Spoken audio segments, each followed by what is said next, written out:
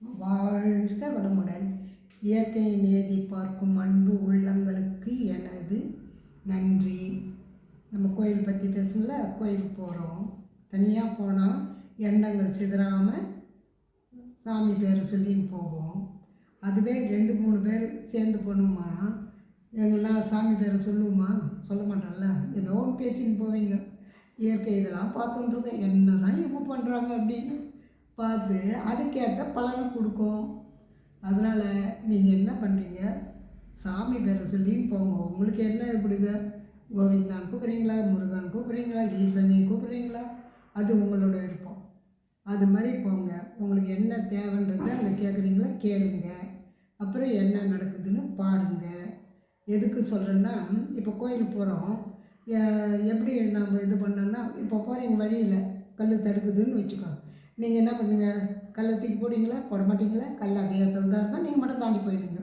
போகும்போது நான் இப்போ நான் கிளம்பி வந்தேன் என்னன்னு தெரியல, கல் தடுத்துதுன்னு. கல் உங்களை தடுத்துதா, நீங்கள் அதை தடுத்தீங்களா? அதை உணர மாட்டீங்க. அந்த கல்லை அப்படியே விட்டு போவீங்க. அப்போது அடுத்தவங்க வருவாங்க. ஒருத்தருக்கு படையலாம் கூட இன்னொருத்தர் இதே மாதிரி உங்களை மாதிரி கல் தடுக்கும். அப்போ நீங்கள் என்ன செய்யணும், இயற்கை இதெல்லாம் பார்த்துட்டு இவன்னா இப்போ சொல்லி கல் தடுக்குது, அப்போ கூட அதை உணராமல் அவங்க மட்டும் போய்ங்கிறாளேன்னு நினச்சிட்டுருக்கோம். பிறகு என்ன பண்ணோம், இன்னொருத்தர் வருவாங்க, அதையும் பார்ப்போம். பார்த்துட்டு அது அது எல்லாம் கண்காணிச்சிக்கும். இப்போ அதை எதுக்கு எடுத்து போடுன்னு சொல்கிறேன்னா, இப்போ நீங்கள் தடுத்த மாதிரி இன்னொருத்தர் சப்போஸ் வயசானவங்க இருக்கிறாங்கன்னு வச்சுக்கோங்க, கல் தடிக்க வந்தாங்கன்னா அது யாருக்கு? நீங்கள் பார்த்தீங்களே, நீங்கள் எடுத்து போட்டுக்கலாம்ல. நீங்களாம் சின்ன வயசு, அவங்க வயசானவங்க. அப்போ அவங்களாம் நல்லா இருக்கணும்னா, நம்ம கோயிலுக்கு போகும்போது வழியில் எதுனா உங்களுக்கு தட்டுதோ இல்லை ஒரு இது பண்ணுறாங்களோன்னு நினச்சா அதை கொஞ்சம் கவனித்து அதுக்கு என்ன செய்ய முடியும், உங்களால் முடிஞ்சதை செஞ்சு பாருங்களேன். அதனோட ரிசல்ட் என்னன்னு. எதுக்குன்னா, ஒரு கல் தடுத்து நீங்கள் எடுத்து போடலாம். அதுவே இன்னொருத்தர் வர்றாரு, அவர் எடுத்து போடுறாரு. அவர் எடுத்து போட்டால் உங்களுக்கு என்ன பலன், அவங்களுக்கு என்ன பலன் சொல்லட்டுமா? அவங்க வந்து எடுத்து போட்ட மாதிரி இது இயற்கை பார்த்துது.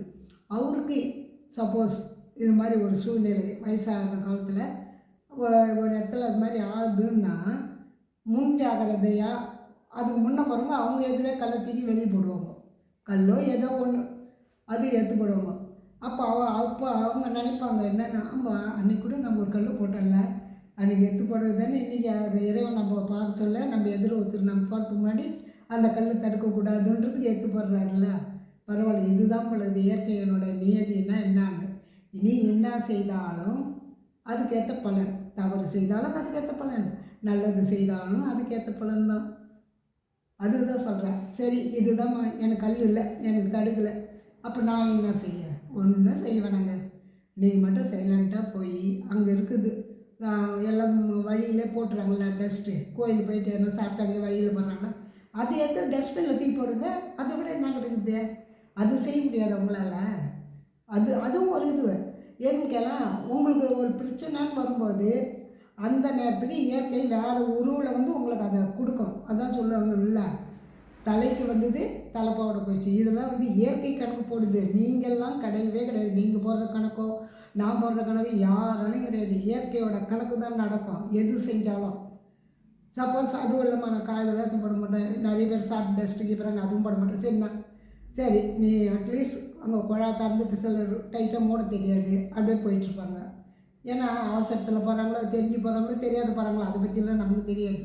அதுவாது வந்தால் அந்த குழாவை நிறுத்துங்க. ஆனால் வேஸ்ட்டாக போகுது தண்ணின்னு. அப்போ என்ன, அந்த தண்ணி என்னைக்காவது ஒரு காலம் உங்களுக்கு ஒரு தண்ணி பிரச்சனை வரும்போது உங்களுக்கு வராது அந்த தண்ணி பிரச்சனை.